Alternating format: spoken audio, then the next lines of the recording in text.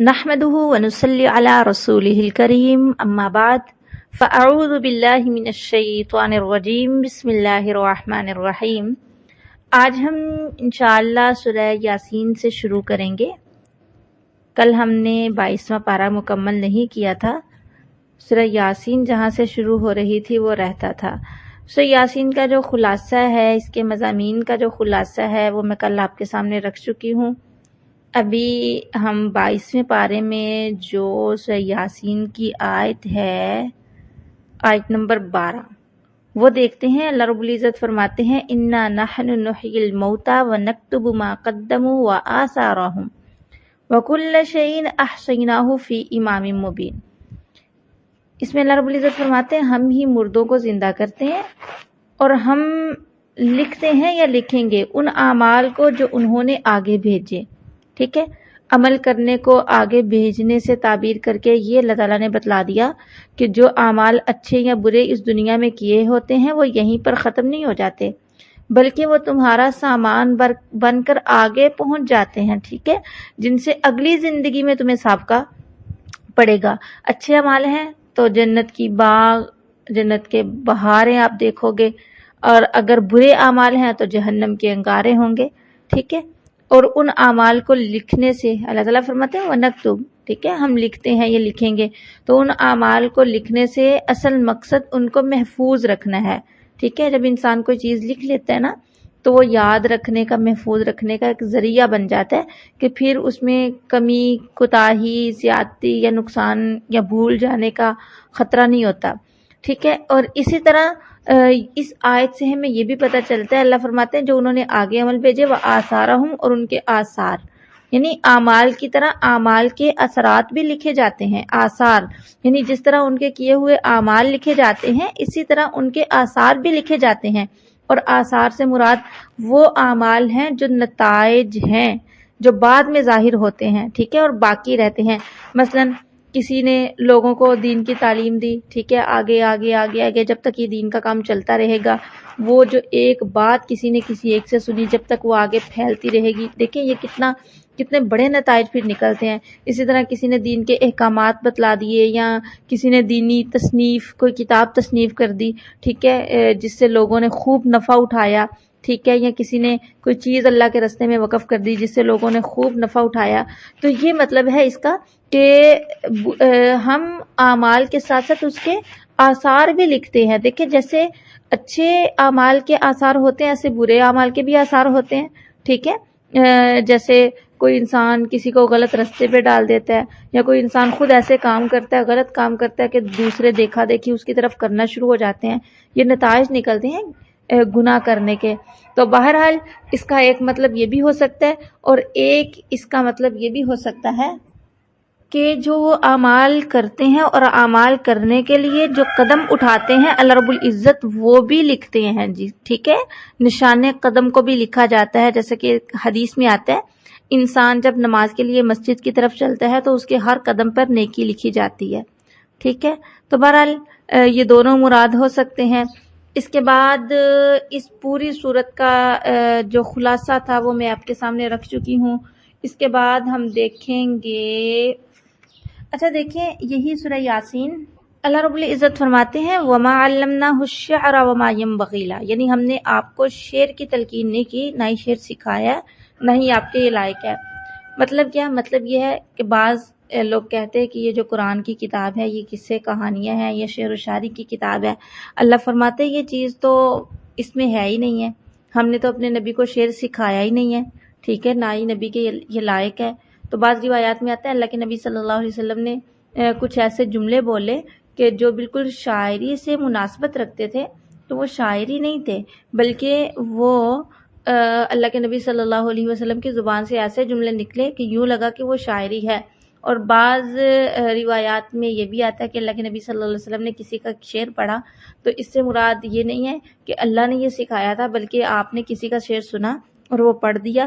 بہرحال یہاں پر میں اختصار کے ساتھ آپ کو اتنا بتانا چاہوں گی کہ شعر و شاعری جو ہے یہ اگر تو صحیح ہے، قرآن و حدیث کے مخالف نہیں ہے، عشق معشوقی والی نہیں ہے، اس میں کوئی غلط دین کے خلاف بات نہیں ہے، تو یہ جائز ہے، اس میں کوئی حرج نہیں ہے۔ لیکن اپنی زندگی کو بالکل شعر و شاعری میں ہی لگا دینا، ٹھیک ہے۔ لیکن یہاں پر میں ایک اور بات کہنا چاہوں گی، بعض لوگ ایسے ہیں جو شاعر ہیں، شاعر اسلام جن کو کہا جاتا ہے، ٹھیک ہے، اللہ کے نبی صلی اللہ علیہ وسلم کی شان میں شعر پڑھنے والے، یہ جائز ہے، بلکہ یہ بہت اچھا کام ہے۔ حضرت حسان رضی اللہ تعالیٰ خوب یہ شعر و شاعری کیا کرتے تھے اور اللہ تعالیٰ ان کی مدد کیا کرتے تھے، ٹھیک ہے۔ تو اسلامک شاعری اگر کسی بندے نے اپنی ساری زندگی اسی کام کے لیے وقف کیا تو یہ جائز ہے، ٹھیک ہے۔ تو باقی شاعری، ہر ایسی شاعری جس میں عشق معشوقی نہ ہو، دین کے خلاف کوئی بات نہ ہو، تو یہ کرنی جائز ہے، اس میں کوئی حرج نہیں ہے، ٹھیک ہے۔ اس کے بعد دیکھیں سورہ صافات ہے۔ اس سورہ مبارکہ کی 182 آیتیں اور 5 رکوع ہیں۔ یہ سورت مکی ہے اور دوسری مکی صورتوں کی طرح اس کا بنیادی موضوع بھی ایمانیات ہیں، ٹھیک ہے۔ اس میں توحید ہے، رسالت ہے اور آخرت کے عقائد کو مختلف طریقوں سے دلائل کے ساتھ سمجھایا گیا، اور ساتھ مشرکین کے جو عقائد تھی دلائل کے ساتھ ان کی تردید کی گئی، ٹھیک ہے۔ اور آخرت میں جنت اور دوزخ کے حالات جو ہیں ان کی منظر کشی کی گئی، ٹھیک ہے۔ اور اس کے علاوہ کچھ کفار کے اعتراضات تھے، ان کا جواب دیا گیا۔ مزید اس میں اللہ رب العزت نے کچھ انبیاء کا واقعہ اختصار کے ساتھ ذکر کیا، ٹھیک ہے۔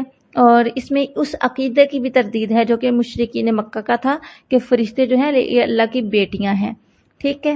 اور اس میں دیکھیں اللہ رب العزت فرماتے ہیں والصافات صفا فالزاجرات زجرا فالتالیات ذکرا۔ اللہ تعالیٰ نے 3 قسمیں کھائیں، ٹھیک ہے۔ ایک قسم صف باندھ کر کھڑے ہونے والوں کی، دوسری قسم بندش کرنے والوں کی، پھر تیسری قسم ذکر کی تلاوت کرنے والوں کی۔ اب یہ کن کی قسمیں کھائی جا رہی ہیں؟ بعض کہتے ہیں کہ اس سے مراد وہ لوگ ہیں جو جہاد کرنے کے لیے اللہ کے راستے میں نکلے ہیں، ٹھیک ہے، جو جہاد کرنے والے ہیں، جو صف باندھ کر کھڑے ہوتے ہیں تاکہ باطل کی قوتوں پر بندش لگائیں اور اللہ تعالیٰ کا ذکر کرتے ہیں، تسبیح کرتے ہیں، تلاوت قرآن میں مشغول رہتے ہیں۔ بعض کہتے ہیں کہ اس سے مراد وہ نمازی ہیں جو مسجد میں صف باندھ کر شیطانی افکار و اعمال پر بندش عائد کرتے ہیں اور اپنا پورا دھیان اللہ تعالیٰ کے ذکر پر، تلاوت پر دیتے ہیں۔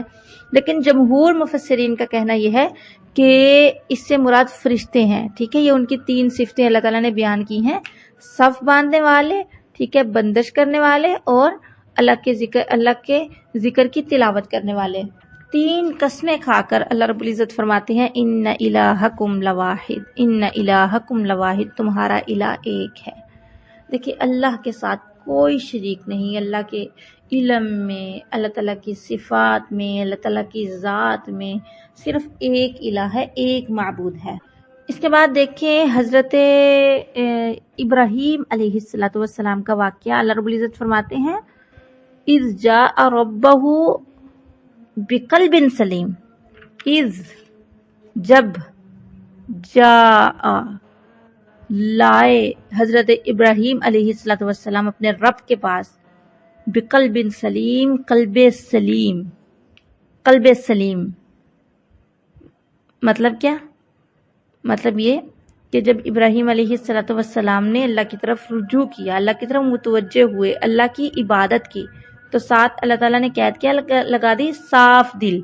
تو اشارہ اس بات کی طرف ہے کہ اللہ کی کوئی عبادت اس وقت تک قابل قبول نہیں جب تک عبادت کرنے والا کا دل جو ہے غلط عقیدوں اور برے جذبات سے پاک نہ ہو۔ اگر غلط عقیدے کے ساتھ کوئی عبادت کی جائے، خواہ کتنی ہی کیوں نہ کی جائے، وہ بالکل بھی قابل قبول نہیں ہے۔ اسی طرح اگر عبادت کرنے والے کا اصل مقصد اللہ تعالیٰ کی رضا حاصل کرنا نہیں بلکہ دکھلاوا ہو یا دنیا کا ساز و سامان حاصل کرنا ہو، ٹھیک ہے، وہ عبادت قابل تعریف نہیں ہے۔ تو حضرت ابراہیم علیہ السلام کا رجوع اللہ ان تمام ملاوٹوں سے پاک تھا۔ پھر اس کے بعد ایسا ہوا کہ اللہ تعالیٰ نے اس واقعہ کا ذکر کیا ہے کہ ایک تہوار تھا جس کو قوم منایا کرتی تھی۔ حضرت ابراہیم علیہ السلام کے پاس آئے کہ بھئی آپ بھی ہمارے ساتھ چلیں، تو حضرت ابراہیم علیہ السلام نے آسمان کی طرف دیکھا، ستاروں کی طرف دیکھا اور دیکھ کر کہنے لگے کہ میں بیمار ہوں، ٹھیک ہے۔ تو اگرچہ وہ بیمار نہیں تھے، حدیث میں ان کے 3 جھوٹوں کا تذکرہ ہے کہ ان 3 جھوٹوں کی وجہ سے حضرت ابراہیم علیہ السلام قیامت والے دن پریشان ہوں گے۔ لیکن اگر دیکھا جائے حدیث بھی یہ کہتی ہے کہ وہ جھوٹ تھے ہی نہیں، یعنی وہ کون سا انہوں نے اپنی ذات کے لیے بولے تھے، ٹھیک ہے، یہاں پر بھی حضرت ابراہیم علیہ السلام کا مقصد یہ تھا کہ میں قوم کے سامنے بہانہ بناؤں گا بیماری کا، اور میں پیچھے رہوں گا، اور پیچھے رہ کے کیا کام کروں گا، ان کے بتوں کو توڑ ڈالوں گا، جیسا کہ ہم نے 70ویں پارے میں تفصیلاً اس حوالے سے پڑھا. ٹھیک ہے، تو پھر وہاں پہ ہم تفصیلاً یہ واقعہ پڑھ چکے ہیں. تو یہاں پر بھی اللہ تعالیٰ نے اسی بات کا ذکر کیا کہ ابراہیم علیہ السلام گئے نہیں، بلکہ یہ بہانہ بنایا کہ میں بیمار ہوں. اس کے بعد اللہ تعالیٰ نے حضرت ابراہیم علیہ السلام کا ایک اور واقعہ بیان کیا، جو کہ حضرت ابراہیم علیہ السلام کے صبر کو اجاگر کرتا ہے، حضرت ابراہیم علیہ السلام کی اطاعت و فرما برداری کو اجاگر کرنے والا واقعہ. یوں ہوا کہ حضرت ابراہیم علیہ السلام بوڑھے ہو چکے، بیوی بانجھ ہو چکی تھی. تو حضرت سارہ علیہ السلام، ٹھیک ہے، ان کی خدمت میں ایک لونڈی تھی ہاجرہ. یہ کیسے ان کے پاس ہے، تفصیلاً اس حوالے سے واقعات موجود ہیں، لیکن بہرحال انہوں نے یہ ہاجرہ جو تھی یہ حضرت ابراہیم علیہ السلام کو دے دی. حضرت ابراہیم علیہ السلام نے ان سے نکاح کر لیا، اور انہی ہاجرہ کے پیٹ سے حضرت اسماعیل علیہ السلام پیدا ہوئے.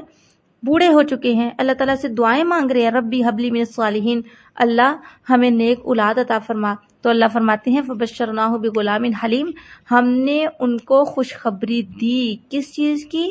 ایک بچے کی جو تحمل والا ہوگا، حلیم المزاج ہوگا. ٹھیک ہے، تو اس میں حلیم المزاج کہہ کر اللہ تعالیٰ نے اس بات کی طرف اشارہ کر دیا کہ یہ جو بچہ ہے نا، یہ اپنی پوری زندگی میں ایسے صبر اور ضبط اور بردباری کا مظاہرہ کرے گا کہ دنیا اس کی مثال پیش نہیں کر سکتی. ٹھیک ہے، تو پھر خیر یہ پیدا ہوئے. تو جب یہ جوانی کو پہنچے، قرآن میں الفاظ ہیں فلما بلغ اشدہ، کہ جب یہ فلما بلغ معہ السعی، ٹھیک ہے، قرآن نے یہ لفظ بولے کہ جب یہ جوانی کو پہنچے، چلنے پھرنے کی عمر کو پہنچے.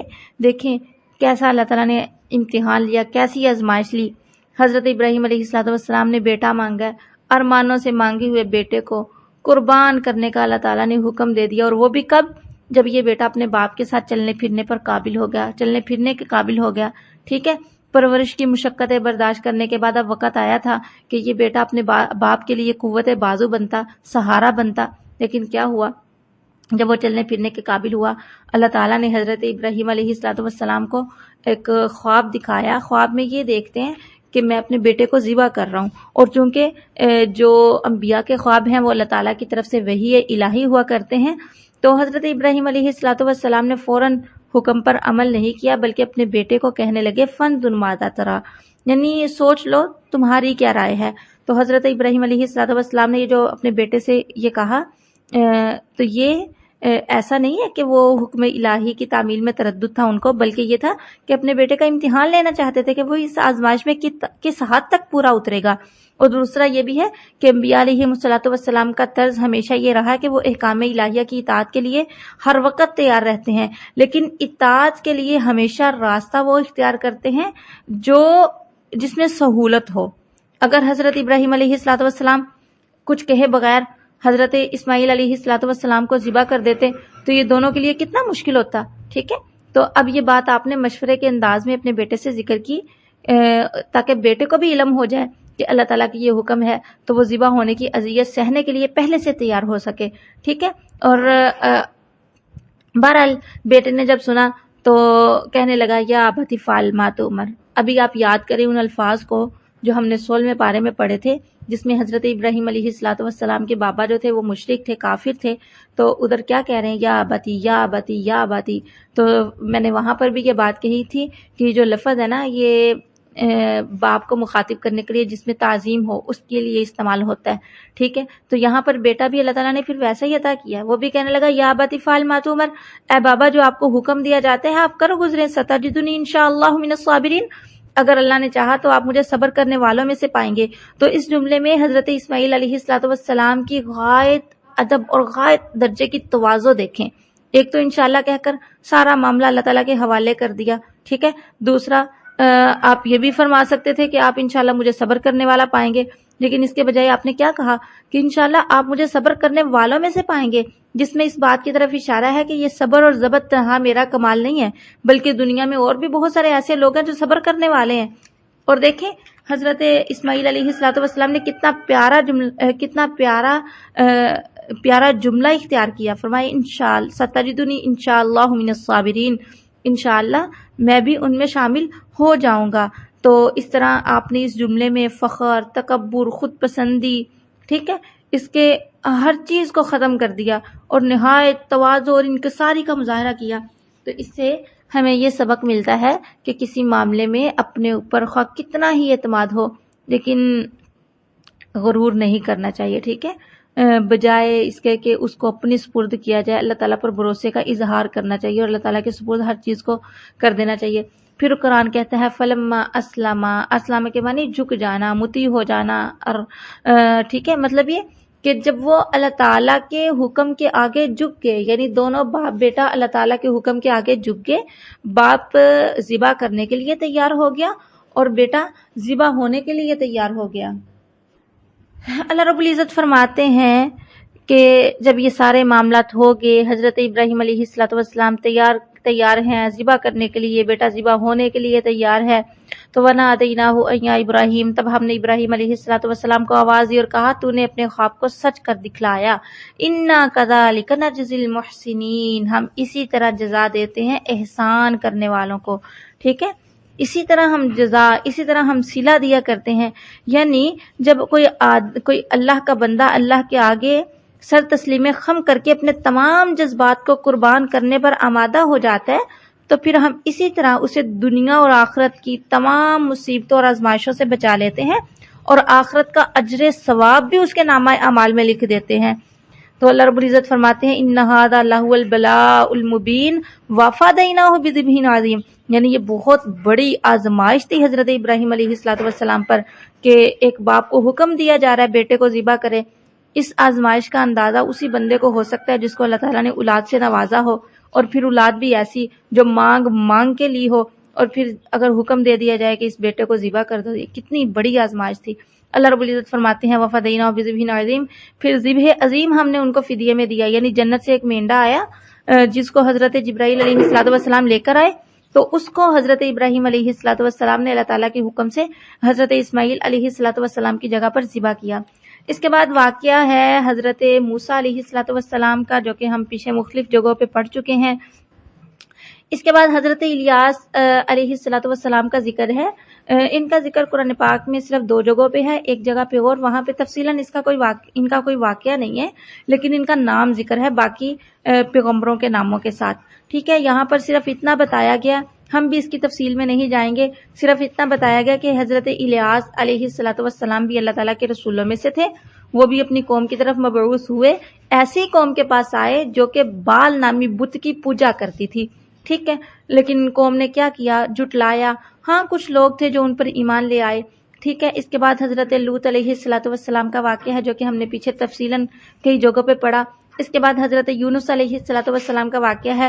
ان کا واقعہ بھی تھوڑا سا میں نے آپ کے سامنے رکھا تھا جب ہم نے پارہ نمبر 11 پڑھا تھا. وہاں پر ہم نے ذکر پڑھا تھا نا ان کی قوم کا کہ ان کی قوم مسلمان ہو گئی تھی، ایمان لے آئی تھی. تو یہاں پر اور اس کے بعد جب ہم نے پارہ نمبر 17 پڑھا جس میں حضرت یونس علیہ السلام کا مچھلی کے پیٹ میں لا الہ الا انت سبحانک انی کنت من الظالمین پڑھنے کا واقعہ ہے، ٹھیک ہے. تو وہاں پر بھی میں نے ان کا کچھ واقعہ میں نے آپ کے سامنے رکھا تھا. بہرحال ہم تفصیل میں نہیں جائیں گے. اس کے بعد اللہ رب العزت نے جو مشرکین مکہ کا عقیدہ تھا کہ بیٹیاں فرشتے اللہ کی بیٹیاں ہیں، اس چیز کا ذکر کیا، ان کا رد کیا، ٹھیک ہے. اس کے بعد دیکھیں سورۃ صافات کا جو اینڈ ہے وہ اللہ تعالیٰ نے کتنے پیارے انداز سے فرمایا سبحان ربک رب العزت عما یصفون وسلام علی المرسلین والحمد للہ رب العالمین. دیکھیں اس صورت کا جو اینڈ ہے نا اللہ تعالیٰ نے بڑے پیارے انداز میں فرمایا، اور اگر ہم غور کریں، توجہ دیں، تو ان 3 آیتوں میں پوری صورت کا خلاصہ آ گیا، ٹھیک ہے. اللہ تعالیٰ نے سب سے پہلے توحید کا ذکر کیا تھا نا، قسمیں کھا کے کہا کہ تمہارا الہ ایک ہے. تو سبحان ربک رب العزت عما یصفون، کہ اللہ تعالیٰ کے ساتھ جو لوگ جس کسی کو بھی شریک ٹھہراتے ہیں، جس معاملے میں بھی شریک ٹھہراتے ہیں، اللہ تعالیٰ ہر شرک سے پاک ہے. اور اس کے بعد پیغمبروں کا واقعہ تھا، ٹھیک ہے. وَسَلَامٌ عَلَى الْمُرْسَلِينَ، ان پر بھی سلامتی آ گئی. وَالْحَمْدُ لِلَّهِ رَبِّ الْعَالَمِينَ، ٹھیک ہے. ان 3 آیتوں میں اس پوری صورت کا خلاصہ ہے۔ تو اس کے علاوہ ہمیں اس سے اس بات کا بھی پتہ چلتا ہے کہ ہمارے جو خطبات وغیرہ ہوں، ٹھیک ہے، ہمارا جو درس ہو تو اس کی ابتدا اور انتہا میں اللہ تعالیٰ کی حمد و ثنا کا بیان ہونا چاہیے، ٹھیک ہے۔ اس کے بعد دیکھیں، اس کے بعد سورہ صاد ہے۔ سورہ صاد، اس سورہ کی ابتدا حروف تہجی کے 14ویں حرف صاد سے ہوئی، تو یہی اس سورت کا نام ہے، ٹھیک ہے۔ بعض مفسرین نے کہا کہ اس کا نام سورہ داود ہے کیونکہ اس میں حضرت داود کی خاص عظمت کا ذکر ہے۔ بہرحال اس سورہ میں 5 رکوع ہیں، ٹھیک ہے۔ یہ سورت مکی ہے اور اس سورہ مبارکہ میں قرآن کی حقانیت اور عظمت اور شان کا ذکر ہے، اور اس کے علاوہ اللہ کے نبی صلی اللہ علیہ وسلم کی نبوت کی بڑی دلیل یعنی کہ قرآن پاک کا ہی ذکر ہے، اور اس کے علاوہ حضرت داود، حضرت سلیمان، حضرت ایوب کے بعد احوال کا ذکر ہے، ٹھیک ہے۔ تو ان چیزوں کا ذکر ہے اس سورہ مبارکہ میں، اور اس سورہ مبارکہ کے آخر میں حضرت آدم اور ابلیس ان دونوں کا واقعہ ذکر ہے، ٹھیک ہے، جو کہ ہم نے پیچھے کئی جگہوں پر پڑھا، اور اس سورت کی ابتدا اعلان توحید اور رسالت سے ہوتی ہے، ٹھیک ہے۔ تو چلیں شروع کرتے ہیں۔ اس میں دیکھیں، اس سورہ مبارکہ میں حضرت داؤد علیہ السلام کا ذکر ہے۔ اللہ رب العزت فرماتے ہیں کہ 2 لوگ ان کے پاس آئے، 2 لوگوں کا ذکر نہیں ہے، بس یہ ہے قرآن پاک میں کہ وَهَلْ أَتَاكَ نَبَأُ الْخَصْمِ، یعنی جھگڑنے والے جو تھے نا، دیوار پھاند کر محراب کے اندر حضرت داؤد علیہ السلام کے پاس گئے، اپنا کچھ معاملہ ان کے سامنے رکھا، تو اللہ رب العزت نے فرمایا کہ وہ دونوں حضرت داؤد علیہ السلام کے پاس آئے، تو ایک کہنے لگا کہ بھئی میرا یہ جو ساتھی ہے نا، اس نے مجھ پر زیادتی کی ہے۔ وہ کیسے؟ کہ اس کی 99 بکریاں ہیں تو یہ میرے پاس ایک ہے، یہ مجھ سے وہ بھی زبردستی لینا چاہ رہا ہے۔ حضرت داؤد علیہ السلام نے کہا بالکل یہ تو بہت غلط بات ہے، یہ تو ظلم ہے۔ اور اس کے علاوہ جب وہ یہ واقعہ بتانے لگے تو واقعہ بیان کرنے سے پہلے انہوں نے یہ بات کہی کہ آپ ہمارے درمیان جو بھی فیصلہ کریں گے نا، حق کے ساتھ کریے گا، نا انصافی سے کام نہیں لیجیے گا، ٹھیک ہے۔ وَهْدِنَا إِلَىٰ الصِّرَاطِ الصِّراط، جو سیدھا راستہ ہے نا، ہمیں اس کی طرف ہماری رہنمائی کیجیے گا۔ تو اس سے یہ بھی پتہ چلتا ہے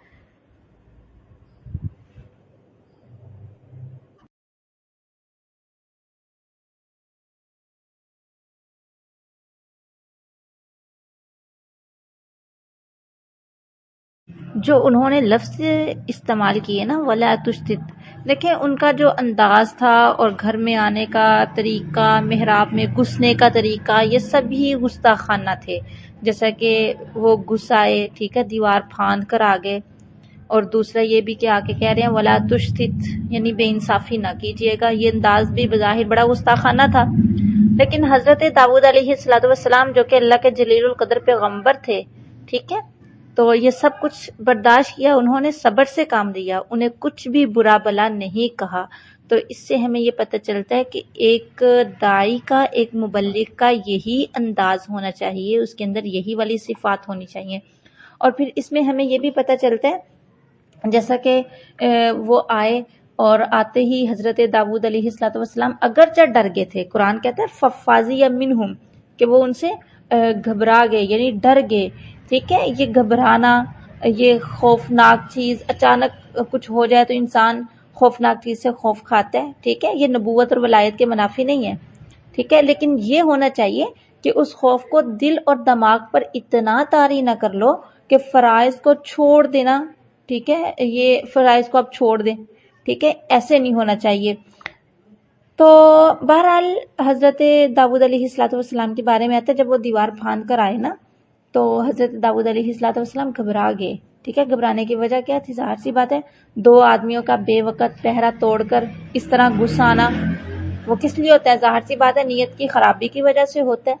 تو پھر حضرت داؤد علیہ السلام نے فوری طور پہ ان کو نہیں ڈانٹا، ٹھیک ہے، ان کی پوری بات سنی۔ قرآن نے واضح یہاں پر الفاظ بولے ہیں، واضح قرآن نے یہ قصہ بیان کیا ہے، وَهَلْ أَتَاكَ نَبَأُ الْخَصْمِ إِذْ تَسَوَّرُوا الْمِحْرَابَ إِذْ دَخَلُوا عَلَى دَاوُودَ فَفَزِعَ مِنْهُمْ قَالُوا لَا تَخَفْ خَصْمَانِ بَغَىٰ بَعْضُنَا عَلَى بَعْضٍ فَاحْكُم بَيْنَنَا بِالْحَقِّ ولا تشتت وہدنا الی سواء الصراط۔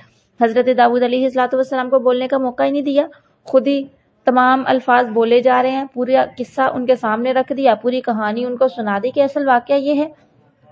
تو اس سے ہمیں یہ بھی پتہ چلتا ہے کہ جو حضرت داؤد علیہ السلام ان کی بات سنتے رہے، ٹھیک ہے، اگر یہ چاہتے تو ان کو ملامت کر سکتے تھے، ان کو ڈانٹ سکتے تھے، بلکہ ان کی پوری بات سننا، ٹھیک ہے۔ اس میں یہ بات ہمیں معلوم ہوتی ہے کہ اگر کوئی اس طرح اچانک سے کوئی غلطی کر لیتا ہے نا تو فوراً اس پہ برس نہیں جانا چاہیے، بلکہ حضرت داؤد علیہ السلام نے جو طریقہ اختیار کیا کہ انکشاف حقیقت کا انتظار کرتے رہے، ٹھیک ہے، تو پھر اس کے بعد یہ بولے، پہلے صبر کرتے رہے، ان کا پورا واقعہ بڑے تحمل کے ساتھ سنا۔ اور اس کے بعد قرآن کہتا ہے کہ حضرت داؤد علیہ السلام متنبہ ہو گئے، ٹھیک ہے، انہیں پتہ چل گیا کہ ہم نے انہیں آزمایا ہے، یعنی آزمائش کا کیا طریقہ تھا، کیوں آزمایا تھا، کیوں انہوں نے استغفار پڑھا، کیا ان سے ہوا تھا، کس حوالے سے ان سے ظلم ہوا تھا، ٹھیک ہے۔ اس حوالے سے بہت ساری اسرائیلی روایات ہیں، لیکن ہم ان روایات میں جانا نہیں چاہتے، بس یہ ایک واقعہ ہے۔ اور دوسری بات یہ کہ اللہ کے نبی داؤد علیہ السلام نے اپنے رب کے ہاں بخشش مانگی، وخر راکعا واناب، اور سجدے میں گر گئے اور اللہ تعالیٰ کی طرف رجوع کیا، ٹھیک ہے۔ اللہ تعالیٰ فرماتے ہیں ہم نے انہیں معاف کر دیا، وَإِنَّ لَهُ عِندَنَا لَزُلْفَىٰ وَحُسْنَ مَآب، یعنی جو حضرت داؤد علیہ السلام ہے نا، ان کا بڑا قریبی رتبہ تھا ہمارے ہاں۔ اور یہاں پر دیکھیں یہ جو جملہ ہے وَإِنَّ كَثِيرًا مِّنَ الْخُلَطَاءِ لَيَبْغِي بَعْضُهُمْ عَلَىٰ بَعْضٍ إِلَّا الَّذِينَ آمَنُوا وَعَمِلُوا الصَّالِحَاتِ وَقَلِيلٌ مَّا هُمْ۔ یہ جو جملہ ہے نا، یہ ہمیں جھنجھوڑنے والا ہے۔ ہوتا کیا؟ وَإِنَّ كَثِيرًا مِّنَ الْخُلَطَاءِ لَيَبْغِي بَعْضُهُمْ عَلَىٰ بَعْضٍ، کہ بہت سے شرکاء ایک دوسرے پر زیادتی کیا کرتے ہیں، ٹھیک ہے۔ اس سے اس بات پر تنبیہ کر دی گئی کہ جب دو انسانوں میں شراکت کا کوئی معاملہ ہو تو اس میں اکثر ایک دوسرے کی حق تلفیاں ہو جاتی ہیں، ٹھیک ہے، اور بعض اوقات ایک آدمی ایک کام کو معمولی سمجھ کر لیتا ہے، لیکن در حقیقت وہ گناہ کا سبب بن جاتا ہے۔ اس لیے اس معاملے میں بڑی احتیاط کی ضرورت ہے۔ وَإِنَّ كَثِيرًا مِّنَ الْخُلَطَاءِ، اکثر جو شرکاء ہوتے ہیں، ٹھیک ہے، جہاں ہم مل جل کے معاملات کرتے ہیں، مل جل کے فیصلے کرتے ہیں، ہمارے ہاتھ میں اللہ تعالیٰ نے کچھ دیا ہوتا ہے، ہم مل جل کے کہیں پہ رہتے ہیں، مل جل کے کچھ بھی ہم کرتے ہیں، ٹھیک ہے، اس میں اکثر ایسے ہوتا ہے کہ زیادتیاں ہو جاتی ہیں، دوسروں کی حق تلفیاں ہو جاتی ہیں۔ تو اللہ تعالیٰ فرماتے ہیں ان چیزوں سے پرہیز کون کرتے ہیں؟ الا الذین آمنوا وعملوا الصالحات۔ خاص طور پہ میں یہاں پر جوائنٹ فیملی سسٹم کو ضرور مد نظر رکھنا چاہوں گی، ٹھیک ہے۔ اس میں کیا ہوتا ہے، سبھی لوگ، کئی گھر والے ایک ہی گھر میں مل کے رہتے ہیں، اور پھر کیا ہوتا ہے بعض اوقات ایک بندہ دوسرے کے حق میں ناانصافی کر رہا ہے، بعض اوقات دوسرا بندہ پہلے کے حق میں اس کی حق تلفی کر رہا ہے۔ تو یہ جہاں پہ بھلے یہ دو لوگوں کے بیچ میں معاملہ ہو، بھلے یہ پوری فیملی کے بیچ میں معاملہ ہو، دو سے زیادہ لوگوں کے بیچ میں معاملہ ہو، جہاں کہیں پہ بھی لوگ مل جل کے رہتے ہیں، مل جل کے معاملات کرتے ہیں، تو وہاں پر ایک دوسرے کی حق تلفی سے خاص طور پہ بچنا چاہیے، ٹھیک ہے۔ آج کا ہمارا معاشرہ کس لیے تباہ ہوا، کس لیے ظلم زیادتی اور ناانصافی کی راہ پر چلا؟ کیونکہ ہر بندہ چاہتا ہے کہ میرا حقوق ادا کیا جائے، میرے حق کو ادا کیا جائے، لیکن وہ خود یہ نہیں چاہتا کہ وہ دوسرے کا حق ادا کرے۔ اس لیے اگر سبھی لوگ اس آیت کو مد نظر رکھیں، ہر کوئی چاہے کہ میں دوسرے کی حق تلفی نہ کروں، بجائے اس کے کہ ہمارا ذہن یہ بنے کہ میرے حقوق دیے جائیں مجھے، ہم یہ اپنا ذہن بنا لیں کہ میں نے دوسرے کے حقوق دینے ہیں۔ اگر ہر بندہ ایسا ہوگا تو یقیناً معاشرہ اور گھر میں اچھا اور امن والا ماحول پیدا ہوگا۔ اللہ رب العزت فرماتے ہیں کہ ایسے حق تلفیاں ہو جاتی ہیں، لیکن ایمان والے اور نیک عمل کرنے والے ان حق تلفیاں سے محفوظ رہتے ہیں، وہ کسی کا حق نہیں کھاتے۔ لیکن ساتھ ہی اللہ تعالیٰ نے فرما دیا وَقَلِيلٌ مَّا هُمْ، اور وہ بہت تھوڑے ہیں، ٹھیک ہے۔ اس کے بعد حضرت داؤد علیہ السلام کے بیٹے حضرت سلیمان علیہ السلام کا ذکر ہے، ٹھیک ہے۔ قرآن کہتا ہے کہ نعم العبد، وہ بہت اچھے بندے تھے، ٹھیک ہے، بہت رجوع کرنے والے تھے۔ جب دکھانے کو لائے اس کے سامنے شام کو گھوڑے بہت خاص، تو کہنے لگے انی، بے شک میں نے، احببت، دوست رکھا، حب الخیر، مال کی محبت کو، اپنے رب کی یاد سے، ٹھیک ہے، حتیٰ توارت، یہاں تک کہ سورج چھپ گیا، بالحجاب، پردے میں۔ اصل میں ہوا یوں تھا کہ حضرت سلیمان علیہ الصلوۃ والسلام کے پاس گھوڑے لائے گئے، اور گھوڑوں کی دیکھ بھال میں ایسے یہ بزی ہوئے کہ نماز عصر کے ٹائم میں کوئی ان کے یہاں نماز پڑھی جاتی تھی تو وہ ان سے چھوٹ گئی۔ تو حضرت سلیمان علیہ الصلوۃ والسلام نے پھر یہیں پر اپنے نفس کو ملامت کیا اور ردوها علیہ، کہنے لگے پھر لاؤ ان کو میرے پاس، یعنی وہ جو گھوڑے تھے نا ان کو میرے پاس لاؤ، اور پھر ان کو اللہ تعالیٰ کے راستے میں وقف کر دیا۔ ٹھیک ہے، تو اس سے ہمیں یہ پتہ چلتا ہے کہ اگر بندہ کوئی گناہ کر لیتا ہے، ٹھیک ہے، تو گناہ پہ خود کو وہ سزا دے سکتا ہے۔ تو اس میں بھی ایسے ہی ہوا تھا نا کہ ان کی نماز رہ گئی تھی تو انہوں نے گھوڑوں کو ذبح کر ڈالا۔ ٹھیک ہے، کوئی نہ کوئی ایسا کام کر لینا چاہیے جو کہ تلافی ہو جائے۔ اور اس کے علاوہ ہمیں اس سے یہ بھی پتہ چلتا ہے کہ ایک عبادت کے وقت میں دوسری عبادت میں مشغول ہونا، ٹھیک ہے، یہ بھی غلطی ہے۔ جیسا کہ ایک عبادت کا وقت مقرر ہے، جیسا کہ حضرت سلیمان علیہ الصلوۃ والسلام کے لیے ایک عبادت کا وقت مقرر تھا، لیکن کیا ہوا، وہ عبادت نہ کر سکے۔ تو دوسری طرف جہاد کے گھوڑے جو تھے ان کا معائنہ کرنا، ٹھیک ہے، یہ بھی عظیم الشان عبادت تھی، لیکن چونکہ وہ وقت اس عبادت کی بجائے نماز کا تھا تو اس لیے حضرت سلیمان علیہ الصلوۃ والسلام نے اس کو بھی غلطی میں شمار کر کے اس کا جو تدارک کیا۔ ٹھیک ہے، تو اب یہاں پر میں یہ بات ضرور مد نظر رکھنا چاہوں گی کہ بعض لوگ موبائل میں، بھلے وہ موبائل پہ دین کا ہی کام کرتے ہیں، ایسے بیزی ہو جاتے ہیں کہ ان کی اصل عبادت کا جو وقت ہوتا ہے وہ رہ جاتا ہے۔ ٹھیک ہے، اس حوالے سے ہمیں بہت زیادہ اپنا محاسبہ کرنا ہے۔ ٹھیک ہے، ہم اکثر ایسے کرتے ہیں کہ فرضی عبادت کی جگہ پہ ہم نفلی عبادت کر رہے ہوتے ہیں، جیسے کہ عام طور پہ جب مجالس قائم ہوتی ہیں، ٹھیک ہے، جلسے وغیرہ ہوتے ہیں، پروگرام وغیرہ ہوتے ہیں، تو کیا ہوتا ہے، نماز ظہر، خاص طور پہ عورتوں کے لیے میں کہہ رہی ہوں، نماز ظہر اور عصر رہ جاتی ہے۔ ہوتا کیا ہے، تو اس ٹائم پہ ایک جلسہ ہو رہا ہے، ایک پروگرام ہو رہا ہے، ایک واعظ و نصیحت کا کام ہو رہا ہے، تو اب وہ وقت جو تھا وہ نماز کا فرض تھا، تو اب فرضی عبادت جو تھی وہ رہ گئی نفلی عبادت کے پیچھے۔ ٹھیک ہے، تو اس آیت نے ہمیں یہی درس دیا ہے، اور اس واقعہ نے ہمیں یہ درس دیا ہے کہ ایک عبادت کے وقت دوسری عبادت میں مشغول ہونا غلط ہے۔ ٹھیک ہے، یہ غلطی ہے۔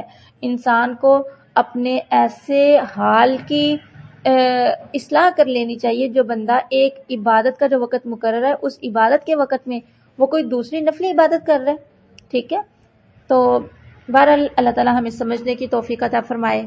اس کے بعد اللہ تعالیٰ نے حضرت ایوب علیہ الصلوۃ والسلام کا ذکر کیا کہ اذ نادى ربہ، ہم نے پیچھے ان کا واقعہ پڑھا ہے کہ ان کو کوئی بیماری اللہ تعالیٰ کی طرف سے لگی، اور ان کے سارے جو تھے عزیز و اقربا وہ چھوڑ کے چلے گئے، صرف ایک بیوی تھی ان کے ساتھ، تو اس بیوی سے کوئی غلطی ہو گئی۔ حضرت ایوب علیہ الصلوۃ والسلام بیمار تھے، کہنے لگے جب میں تندرست ہوں گا نا تو میں اس کو کوڑے لگاؤں گا، یہ کوئی بھی چیز انہوں نے کہی کہ میں 100 لگاؤں گا۔ تو اس کے بعد اب اس بیوی نے خدمت بڑی کی تھی، تو جب تندرست ہوئے تو اللہ تعالیٰ نے اس قسم کا طریقہ یہ نکلوایا کہ آپ جھاڑو لے لیں، جھاڑو میں 100 تنکے ہوں، تو آپ وہ جھاڑو اپنی بیوی کو لگا دیں، جب 100 تنکے لگیں گے گویا کہ آپ نے جو قسم اٹھائی ہوگی وہ بھی پوری ہو جائے گی۔ ٹھیک ہے، تو اس کے بعد حضرت ابراہیم، اسحاق، یعقوب، ٹھیک ہے، ان کا ذکر ہے، حضرت اسماعیل، حضرت یسع، حضرت ذوالکفل، ان کا ذکر ہے۔ اللہ تعالیٰ فرماتے ہیں وَإِنَّ لِلْمُتَّقِينَ لَحُسْنَ مَآب، یعنی جو متقی ہیں ان کے لیے اچھا ٹھکانہ ہے اللہ کے ہاں۔ پھر اس کے بعد جنت اور جہنم کے کچھ احوال کا تذکرہ ہے۔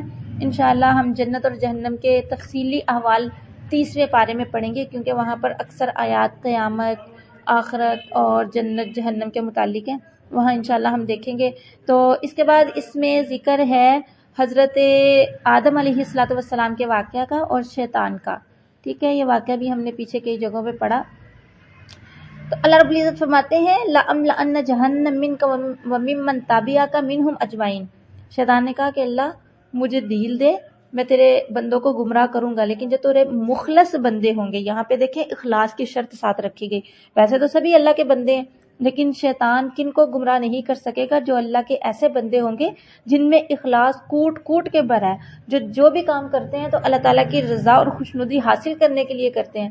تو اللہ تعالیٰ نے بھی پھر آگے سے کہا ٹھیک ہے، میں نے بھی تو جہنم کو بھرنا ہے نا، تو جہنم کو پھر تجھ سے اور تیرے پیروکار سے بھروں گا، بھلے وہ بندے میرے ہوں گے، بھلے وہ اولاد آدم کی ہوگی، لیکن جو بھی تیری پیروی کرے گا اس کو بھی میں جہنم میں ڈال دوں گا، اور جہنم کو اسی طریقے سے میں بھروں گا۔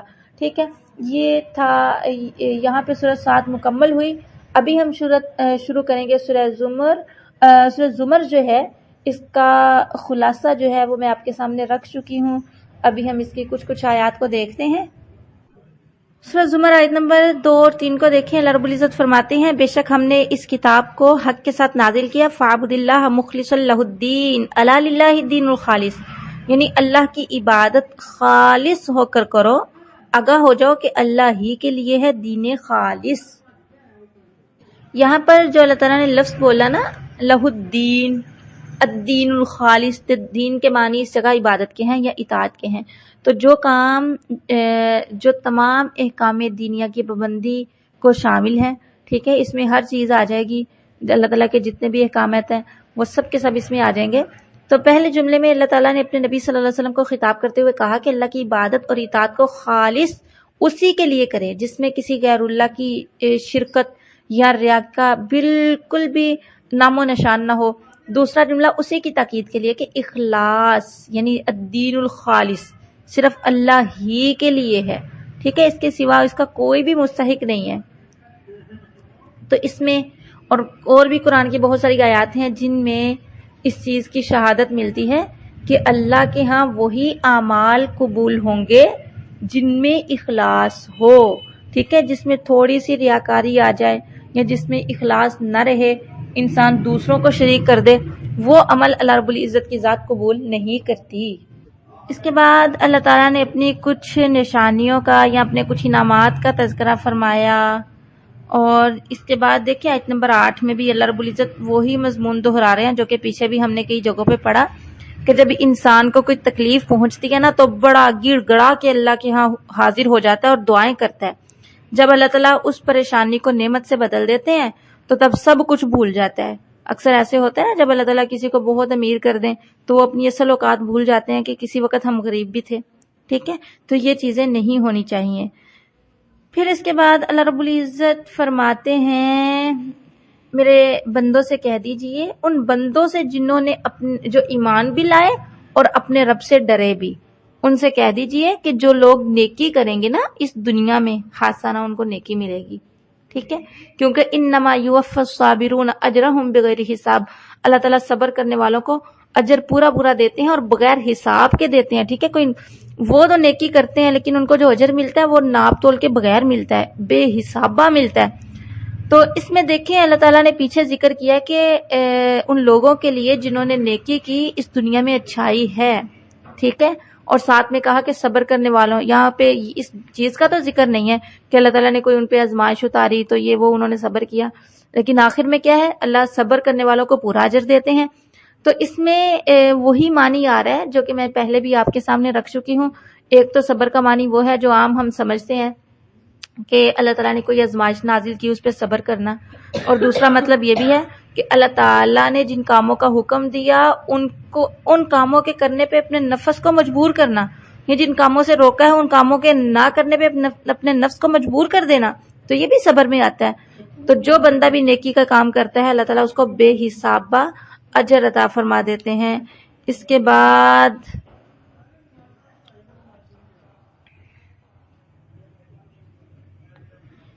بعد دیکھیں